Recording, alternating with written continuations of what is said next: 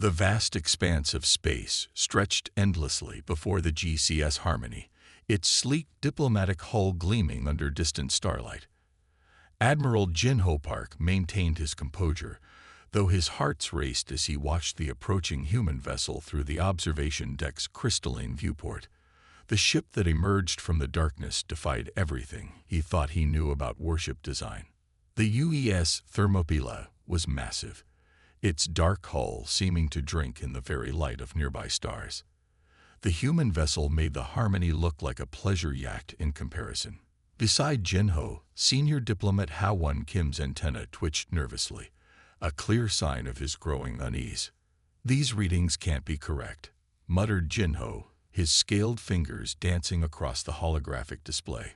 "The power output alone exceeds our entire defense fleet's combined capacity." Ha-Won leaned closer, his four eyes widening as he processed the data. "The armor composition. I've never seen anything like it. Multiple layers of materials we haven't even cataloged yet." The human warship's approach was precise, almost graceful despite its intimidating size. Its hull bore scars and marks that told stories of battles and natural phenomena it had survived. Most striking were the weapon emplacements, not ostentatiously displayed as was common in galactic designs, but subtly integrated into the ship's structure. "Look at those point defense arrays," Jinho pointed out. "They're designed to track targets moving at speeds our sensors can barely detect. And those main guns." He trailed off, his professional military demeanor slipping for a moment. The bridge crew worked in tense silence, every alien present acutely aware that they were witnessing something unprecedented. The standard first contact protocols seemed woefully inadequate for this situation. The humans hadn't just built a warship. They'd created something that violated several fundamental assumptions about space combat. "Admiral," called out the sensor officer, her voice trembling slightly, "we're detecting energy signatures consistent with powered armor in their docking bay. They're Marines. They're wearing suits that could probably breach our heaviest shields." Jinho exchanged glances with Ha-Won. The diplomat's usual confident smile had vanished, replaced by an expression of barely concealed worry. They had both read the preliminary reports about Earth, a death world by any standard, with gravity that would crush most sentient species, weather that could strip flesh from bone, and predators that had shaped humanity into something uniquely resilient. "Sir," the communications officer interrupted, "we're receiving a transmission from the Thermopylae. They're requesting permission to send over a diplomatic party." Before Jinho could respond, new data flashed across his screen. The human ship's reactor was operating at less than 10% capacity, yet it was producing enough energy to power a small colony. Their shields, layered in ways that defied conventional physics, could likely withstand a direct hit from a solar flare. "Grant them permission," Jinho ordered, straightening his ceremonial uniform, "and notify medical to prepare for high-gravity environment suits. We don't want any casualties from simply shaking hands with our guests." As the docking procedures began, Jinho noticed something that sent a chill down his spine. The human vessel's weapon systems remained powered down, but their defensive systems were running at full capacity. It wasn't aggression. It was standard procedure for them. They built their ships to survive anything the universe could throw at them, and then they built them stronger still. "Do you think the Council is ready for this?" Ha-Won whispered, watching as the docking tube extended between the ships. Jinho considered the question carefully. The Galactic Council had encountered thousands of species, but humans were different. They didn't just build warships. They built survival vessels that could fight. Every system, every component was engineered with redundancies that bordered on obsessive. "Ready or not," Jinho replied, "they're here now. And something tells me the galaxy will never be quite the same." The airlock cycled, and Jinho straightened his posture. The first humans were about to board the Harmony, and with them would come changes that would reshape galactic civilization. As he prepared to greet them, he couldn't help but wonder if their ships weren't too powerful. Perhaps the rest of the galaxy's ships were simply too weak. The doors slid open, and history began its new chapter. Captain Sun Mi Lee's six-fingered hand traced along the impossibly thick bulkhead of the human warship as her inspection team moved through its vast corridors. The metal felt cold, yet somehow alive with hidden power. Her scanner whirred constantly, struggling to analyze the complex materials that made up every surface of the UES Thermopylae. Commander James Chen walked beside her, his relaxed stride and easy smile a stark contrast to the tense postures of the alien inspection team. He seemed genuinely pleased to show off his ship, as if he were giving a tour of a pleasure garden, rather than one of the most powerful weapons platforms ever encountered. "The outer hull is just the beginning," Chen explained, gesturing to a nearby maintenance panel. With a quick command, the panel slid open to reveal layers upon layers of technology. "We start with a reactive armor matrix, then energy-dispersing fields, followed by our main structural support. Each layer can function independently if needed." Sun Mi's translator struggled to find equivalent terms for some of the materials and systems they encountered. Her team of engineers exchanged worried looks as their own devices reported power readings that should have been impossible. "These readings must be wrong," muttered Chief Engineer Du Jin, his spiral antennae twitching in agitation. No ship could channel this much energy without melting itself. Chen chuckled, leading them into what he called an auxiliary power room. The space hummed with barely contained energy, banks of machinery stretching up into the darkness above. "Actually, this is just one of our backup systems. The main reactor is several decks down." Sun Mi's third eye blinked rapidly as she processed this information. "Backup systems. This single room has enough power generation to run our largest space station." "Space is dangerous," Chen said simply, his expression growing serious for a moment. "We learned that lesson early. Every system has at least 2 backups, sometimes more. Redundancy saves lives." The inspection continued through engineering spaces that defied conventional physics, weapon systems that could target objects moving at relativistic speeds, and armor that could shrug off hits that would vaporize most ships. But it was the little things that truly highlighted the gap between human and alien engineering. They passed a crew rest area where the chairs were reinforced to withstand forces that would crush most species. The food dispensers were shielded against radiation that could sterilize a planet. Even the drinking water recycling system could survive a direct hit from a capital ship's main guns. "Why?" Sun Mi finally asked, stopping in a corridor intersection. "Why build everything to such extreme specifications? The cost must be astronomical." Chen's expression softened as he considered the question. "Let me show you something," he said, leading them to a nearby viewport. The stars stretched out before them, beautiful and deadly. "Early in our space exploration, we lost a ship. Nothing dramatic, just a minor solar flare that our shields should have handled. But they didn't, and 300 people died." The inspection team fell silent as Chen continued. "After that, we made a decision. We would build our ships not just to survive the threats we knew about, but the ones we couldn't even imagine yet. Every crew member on this ship has family waiting for them to come home. We make sure they do." Sun Mi's scanner beeped as it finished another analysis. The results were the same as before. The ship's capabilities exceeded anything in their database. But now she was beginning to understand why. "Your people build warships like this," she gestured around them, "just to ensure your crews survive. The weapons are almost an afterthought," Chen admitted. "They're powerful because they need to be reliable, not because we're trying to overwhelm anyone. Everything on this ship serves one primary purpose: bringing our people home." As they continued their inspection, Sun Mi found herself reevaluating everything she thought she knew about shipbuilding. The humans hadn't set out to create the most powerful warships in the galaxy. They had simply refused to compromise on crew safety, and raw combat power had been a side effect. The tour ended back at the main airlock, where Chen bid them farewell. As Sun Mi led her team back to their own vessel, she knew her report would cause an uproar in the Galactic Council. But she also knew something else. The humans hadn't built their ships to be too powerful. They had built them to be powerful enough to protect what mattered most to them. The implications weren't just staggering. They were revolutionary. And as their ship departed from the Thermopylae, Sunmay couldn't help but wonder if the galaxy's standards for too powerful had been far too low all along. The Grand Chamber of the Galactic Council buzzed with tension as thousands of representatives from across the galaxy gathered for what many were calling the most important session in centuries.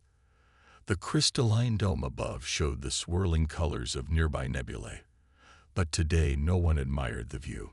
All eyes were fixed on the holographic displays showing detailed scans of human warships. Council member Du Yun Cho stood at the central podium, his normally pale blue skin flushed dark with agitation. The humans build their ships to withstand supernova shock waves. His voice carried across the vast chamber. Their point defense systems can track and eliminate targets moving at relativistic speeds.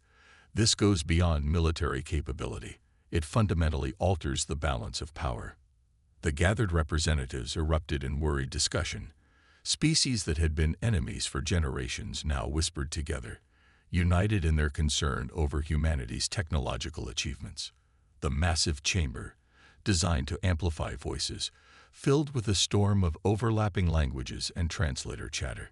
Senior Counselor G.S. Song watched from her elevated position, her four arms folded calmly across her chest. Her species was known for their long view of history, and she saw something in the human designs that others were missing. She raised one hand, activating the ancient sonic dampeners that would ensure silence. "Perhaps," she said, her melodic voice cutting through the sudden quiet, "we should consider why they built such vessels before we judge them." Representative Kyren from the mineral worlds leaped to his crystalline feet. Why? The answer is obvious. They prepare for war. No peaceful species builds ships that can survive a supernova. "No," came a quiet voice from the observation gallery.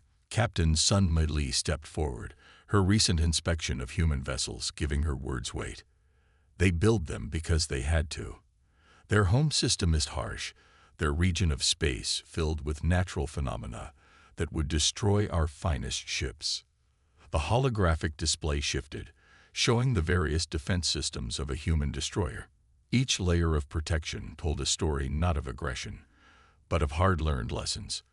"Look here," Sun continued, highlighting a section of hull plating. "This reinforcement wasn't added to withstand weapons fire. It's there because they once lost a ship to a micrometeorite storm. Every system, every redundancy, exists because they lost people without them." The chamber fell silent as new data scrolled across the displays. Records of early human space exploration appeared, showing the disasters and close calls that had shaped their ship design philosophy. Du Yun Cho shook his head, mandibles clicking in frustration. Intentions aside, the fact remains that their vessels outclass anything in our combined fleets. A single human cruiser carries enough firepower to level a moon. And yet, Jai Song interjected, "In all our interactions with them, they have not once used that power aggressively. Their ships are strong because space is dangerous, not because they wish to conquer." The debate raged on. Representatives from military powers argued for restrictions on human vessel construction. Trading guilds saw opportunities in their advanced technology. Scientific consortiums begged for access to their engineering data. Through it all, J.S. Song watched the reactions, noting how fear gradually gave way to curiosity. The humans had achieved something remarkable. They had built ships so powerful that the galaxy's first reaction was terror, yet so practical that the terror was already turning to admiration. "We have a choice," she finally announced, silencing the chamber once more. "We can view human engineering as a threat to be contained, or as an opportunity to be embraced. Their ships are not too powerful. Our understanding of what is possible was too limited." The holographic displays shifted again, showing the human vessel weathering a solar storm that would have vaporized most ships. The representatives watched in silence as the ship's multiple layers of protection worked in concert, keeping its crew safe. "I propose," Jai continued that instead of demanding they weaken their vessels, we learn from them. They have mastered sciences we barely understand, not for conquest, but for survival. And in doing so, they may have given us the keys to surviving threats we haven't yet encountered. The chamber erupted in discussion once more, but the tone had changed. Fear was giving way to possibility. The humans had not set out to build the most powerful warships in the galaxy. They had simply refused to accept the limitations that other species took for granted. As the council session continued, the fate of human ship design hung in the balance. But more than that, the future of galactic engineering itself was being reshaped by a species that had looked at the impossible and simply built better ships. The Ravager pirate fleet dropped out of FTL at the edge of the Helios system, their 30 ships moving into attack formation. Their target lay before them, a human mining colony that had sprung up just 6 months ago. From their intelligence, it was minimally defended and rich with rare minerals. The pirates had done this hundreds of times before. They expected an easy victory. They were wrong. Captain Min-Ji Kang sat in her command chair aboard the UES Sentinel, watching the pirate fleet's approach on her tactical display. The Sentinel had been on routine patrol when the distress call came in. Now they were the colony's only hope for survival. Combat stations. Min-Ji ordered, her voice calm despite the odds. Reactor to full power. Bring up all defensive systems. The bridge crew moved with practiced efficiency. They had trained for this, though few believed they would ever face such overwhelming numbers. 30 against 1 were suicide odds by any normal calculation. But the Sentinel was not a normal ship. "Ma'am, the pirates are broadcasting their demands," her communications officer reported. They're laughing about only finding one defender." Min-Ji allowed herself a small smile. Let them laugh. Tactical. Status of weapon systems. All systems green, Captain. Point defense grid online. Main guns charged and ready. All missile tubes loaded. The pirate fleet spread out in a standard encirclement pattern. Their ships were a motley collection of vessels from across the galaxy, modified for combat, but nothing special. They had numbers and confidence on their side. That was all. "Send one warning," Min-Ji ordered. "Tell them they have 30 seconds to retreat before we engage." The pirates' response came in the form of weapons fire. Energy beams and projectiles streaked across space toward the Sentinel. The humans watched calmly as the barrage approached. Impact in 3, 2, 1. The hit struck the Sentinel's outer shields. On any other ship, the combined firepower would have been devastating. On the Sentinel, it barely registered as a power fluctuation. "Return fire," Min-Ji commanded. "Show them what a human warship can do." The Sentinel's main gun spoke. The specially designed weapons, products of humanity's uncompromising approach to engineering, fired with impossible precision. The first shot pierced the pirate flagship's shields as if they didn't exist, cutting the vessel in half. "Point defense grid engaging," reported Tactical. The Sentinel's automated defense systems began tracking and eliminating incoming missiles and fighters. Nothing smaller than a capital ship could get through the web of interceptor fire. The pirates, realizing their initial strike had failed, began more aggressive maneuvers. They coordinated their attacks, concentrated their fire, and employed every trick they had learned in years of raiding. None of it mattered. The Sentinel's armor, designed to withstand forces that would tear apart conventional warships, shrugged off their heaviest hits. Its shields, layered and redundant, barely flickered under their assault. And its weapons. "Target their engines," Min-Ji ordered. "Disable rather than destroy where possible." There was no need for unnecessary bloodshed, even with pirates. The battle, if it could be called that, lasted exactly 12 minutes. When it was over, 28 pirate vessels floated dead in space, their systems disabled by precision strikes. 2 had been destroyed when their captains tried suicide runs against the Sentinel. Min-Ji stood from her command chair, surveying the aftermath on her displays. "Damage report." Minor power fluctuations in the outer shield grid, reported engineering. Hull integrity at 99.8%. All systems functioning normally. The bridge crew worked efficiently, coordinating with the colony's security forces to begin boarding the disabled pirate vessels. But there was a new energy in their movements, a pride in what they had just accomplished. "Captain," called out her sensor officer, "I'm detecting multiple FTL signatures. Looks like Galactic Council observation vessels. They must have been watching." Minji nodded. Of course they had been watching. The Council had been desperate to see how human ships performed in actual combat. Now they had their answer. "Send a message to the colony," she ordered. "Let them know they're safe. Then prepare to assist with prisoner transfer." As the Sentinel moved to secure its victories, news of the battle was already spreading across galactic communication channels. A single human warship had engaged 30 pirates and emerged virtually unscathed. The implications were staggering. But for Minji and her crew, it was just another day. They had done what human ships were built to do: protect their people, no matter the odds. The fact that this protection came from overwhelming technological superiority was simply a consequence of humanity's refusal to compromise on survival. The galaxy had just received its first real demonstration of human combat capability. It would not be the last. Ambassador Taiwan Park stood before the assembled Galactic Council, his expression resolute as he faced the largest gathering of alien diplomats in recent memory. The massive chamber, usually filled with the quiet murmur of diplomatic discussion, crackled with tension. Above them, through the transparent dome, stars glittered coldly, the same stars that had shaped humanity's approach to shipbuilding. "You cannot expect us to downgrade our ships," Taiwan stated firmly, his voice carrying to every corner of the chamber. "These design specifications aren't about warfare, they're about survival. We built them this way because we had to."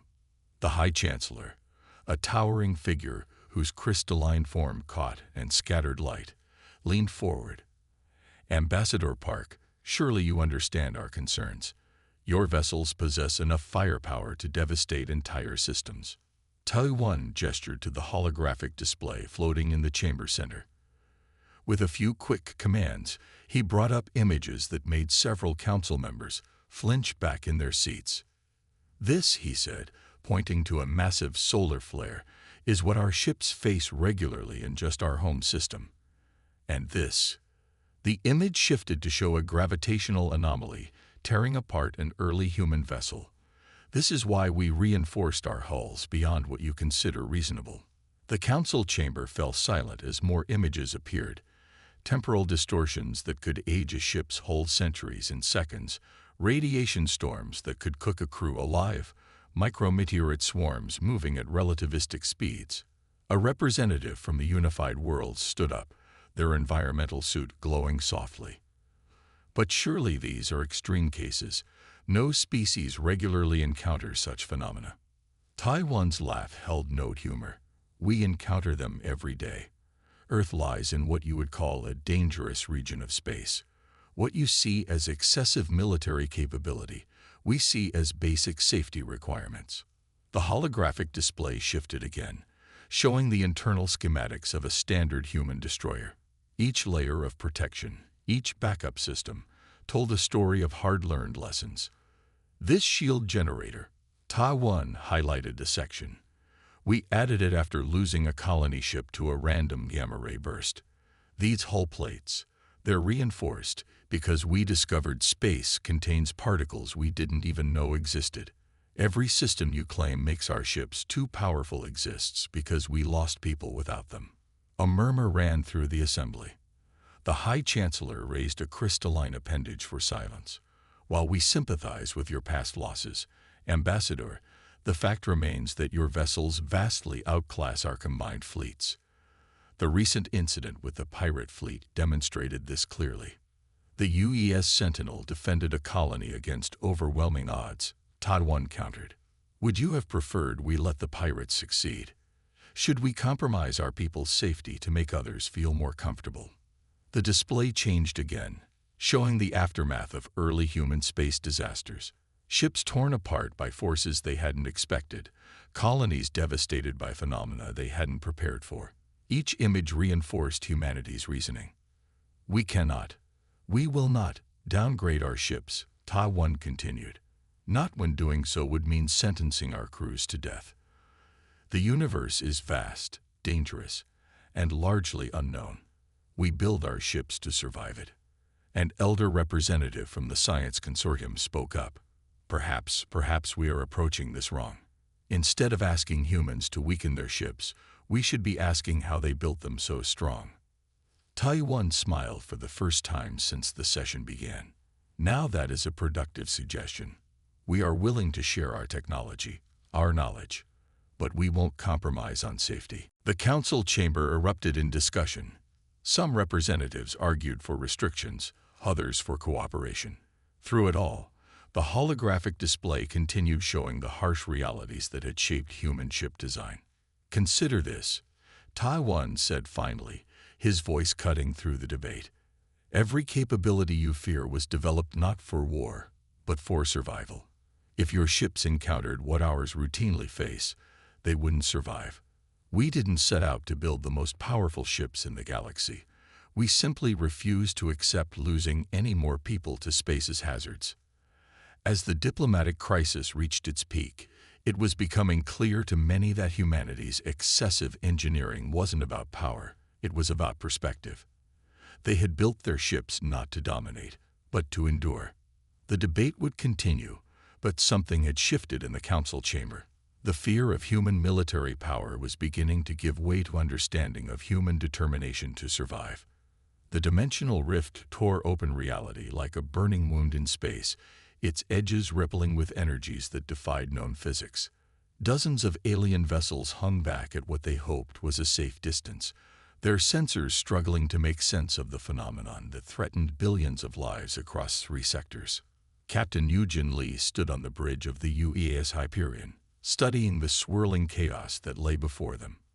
The massive human warship, often criticized for its excessive engineering, now floated closer to the rift than any other vessel dared approach.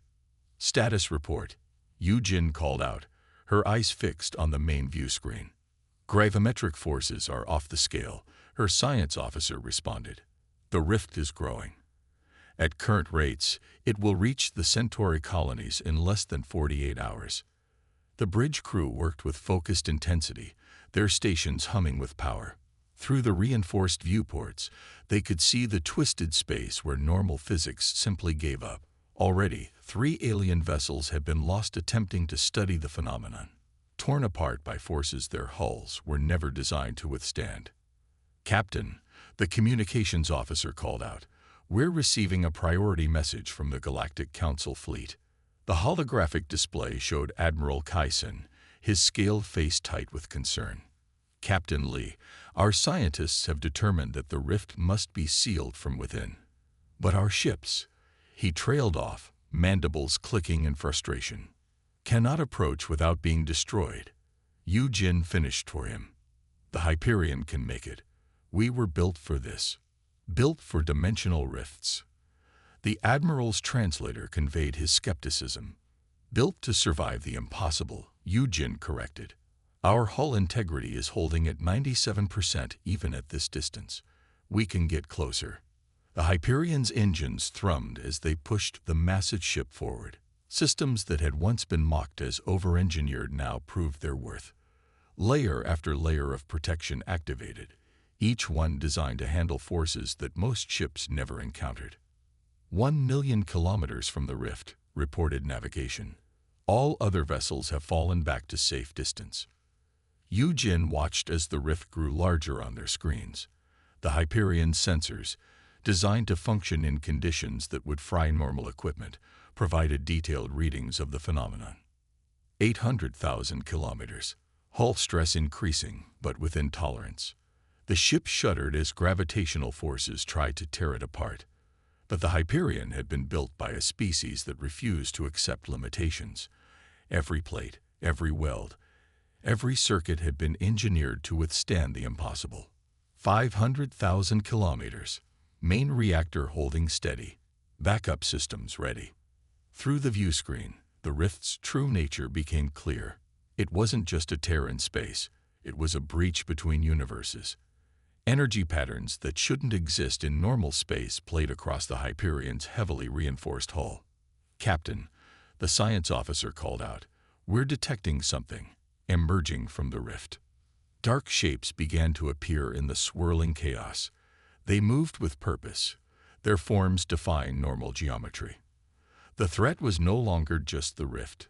Something was trying to come through. 300,000 kilometers. We're closer than any ship has ever gotten. Jin made her decision. "Prepare the dimensional stabilizers. We'll seal this breach ourselves." The Hyperion's main guns, repurposed to channel massive amounts of energy, began to power up. The ship's excessive power generation capabilities, once questioned by the galaxy, now provided the only hope of stopping an interdimensional invasion. Target locked. Energy buildup at maximum safe levels. Fire. The Hyperion's weapons discharge, not to destroy but to heal. Beams of concentrated energy struck precise points around the rift's perimeter, forcing reality back into proper alignment. The ship's structure groaned under forces that would have atomized lesser vessels. For long minutes, the battle between human engineering and cosmic forces continued. The Hyperion held its position, its oversized engines fighting against gravitational shear that could crush planets. Then, slowly, the rift began to close. "Rift collapse accelerating," reported science. "The breach is sealing itself." As the threat subsided, Jin allowed herself a small smile. The very features that had made human ships controversial, their overwhelming power, their redundant systems, their reinforced structures, had just saved countless lives. The Hyperion emerged from the encounter scared but intact, a testament to human engineering philosophy. As they rejoined the Galactic Council fleet, messages of gratitude and amazement poured in from across settled space. What the galaxy had once seen as excessive was now recognized as necessary. The universe, it seemed, was more dangerous than anyone had imagined. But humanity had been building ships to face those dangers all along. The great chamber of the Galactic Council glowed with the light of 1,000 stars, streaming through its crystalline dome. Representatives from every known species filled the tiered seats, their attention focused on the central platform, where High Counselor Sung-Ho Kim stood before the assembled galaxy. "The vote is unanimous," he announced, his voice carrying clear and strong. "The galactic standards for ship construction will be revised. Humanity's engineering principles will be incorporated into future designs." Admiral Jin-Ho Park, standing among the honored guests, felt a wave of memories wash over him. He remembered his first encounter with a human warship years ago, how its massive form had filled him with both awe and fear. Now, looking at the holographic displays showing the new standardized designs, he saw how far they had come. The chamber erupted in applause, a cacophony of different species expressing approval in their own ways. Some flashed bioluminescent patterns, others vibrated their exoskeletons, and still others released pleasant pheromones into the air. High Counselor Kim raised his hands for silence. "Let the record show that this marks the largest technological cooperation initiative in galactic history. From this day forward, all new ships will incorporate the safety features that humanity has proven essential." On the massive screens surrounding the chamber, images of the new designs rotated slowly. They showed vessels with multiple redundant systems, reinforced hull plating, and power generation capabilities that would have been considered excessive just a few years ago. "We were wrong," continued Kim, his voice softening with humility. "We saw threat where we should have seen wisdom. We saw aggression where we should have seen preparation." The screens shifted to show footage from recent events. The UES Sentinel defending a colony against overwhelming odds, the UES Hyperion sealing a dimensional rift that threatened billions. Each image reinforced the lesson the galaxy had learned at last. Admiral Park caught sight of Ambassador Tadwan Park, who had fought so hard in these same chambers to defend humanity's engineering choices. The ambassador nodded slightly. a gesture of acknowledgement between two people who had witnessed history unfold. "Our children," Kim declared, "will grow up in a safer galaxy because of this decision. Our ships will be stronger, our colonies better protected, our exploration of the unknown more secure." The new design specifications scrolled past on auxiliary screens. Every feature that had once been criticized as excessive was now listed as a minimum requirement. Triple redundant systems, enhanced structural integrity, oversized power cores, all now considered basic safety features. Representatives from the shipbuilding guilds approached the platform, their formal signatures adding weight to the new standards. Each had already begun retooling their facilities to accommodate the enhanced specifications. "Let us remember," Kim continued, "that this change came not from conflict, but from cooperation. Not from fear, but from understanding. Humanity didn't force these improvements upon us. They showed us why they were necessary." Admiral Park thought back to that first encounter, how he had struggled to understand why any species would build ships with such overwhelming capabilities. Now, years later, he couldn't imagine building them any other way.